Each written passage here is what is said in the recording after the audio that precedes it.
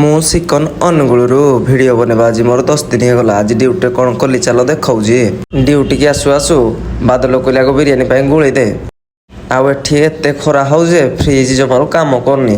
ସେଥିପାଇଁ ଏଟାକୁ ନେଉଛୁ ଆମେ ବାହାରକୁ, ସମସ୍ତେ ଲାଗି ପଡ଼ିକି ଏଟାକୁ ବାହାରକୁ ନେଉଛୁ। ବାହାରକୁ ନେଲେ କାଳେ ଟିକେ ବେଶୀ ଚିଲ୍ ହେବ, ସେଥିପାଇଁ ଆମେ ସମସ୍ତେ ଲାଗିନା ବଳ ଲଗାଇକି ଜୋର ଲଗାଇକି ବାହାରକୁ ନେଉଛୁ। ଦେଖିବା ବାହାରକୁ ନେଲେ କ'ଣ କାଲି ଠିକ୍ଠାକ୍ ହେବ ନା ନାହିଁ। ଯଦି ନାହିଁ ତାହେଲେ ନୂଆ ଫ୍ରିଜ୍ ମଗାଇବାକୁ ପଡ଼ିବ। ଫ୍ରିଜ୍ରେ ସବୁ ସାମାନ ଥିଲା, ଆଉ ଫ୍ରିଜ୍ର ତଳପଟେ ଚକ ନଥିଲା। ଆମେ 4 ଜଣ ଲାଗିକି ଆଣୁଥିଲୁ, ହେଲେ ବି ବହୁତ ଭିଡ଼ ହେଉଥିଲା, ଦେଖିପାରୁଥିବ। ମୁଁ ଭାବିଲି କିଛି ଅଲଗା ଗୋଟେ ଭିଡ଼ିଓ ବନେଇବି, କିନ୍ତୁ ଏଥିରେ ତ ସବୁ ଟାଇମ୍ ପଳେଇଲା। ଆଉ ଏତେ ଶୋଷ ଲାଗିଲା ଯେ ଖାଲି ଚିଲ୍ ପାଣିନା ଦେଖ ଆମେ ପିଇ ପକାଉଛୁ। ଦେଖିପାରୁଥିବ କେତେ ଝାଳ। ଭେଜ୍ ସ୍ପେଶାଲ ଗୋଟେ ଥିଲା, ତା ଭିତରେ କେତେ ଦିଲ୍ ଚିହ୍ନ କରିଛି। ଆଉ ଛୋଟ ଆମର ଗୋଟେ ଭଲ ଜିନିଷଟେ ବନେଇଛି ରୋଜ। ଯଦି ଭଲ ଲାଗୁଛି ତାହେଲେ କମେଣ୍ଟ କର। ଆଜି ପାଇଁ ଏତିକି, କାଲିକି ଗୋଟେ ନୂଆ ଭିଡ଼ିଓରେ ଦେଖା ହେବ। ରହୁଛି, ଜୟ ଜଗନ୍ନାଥ।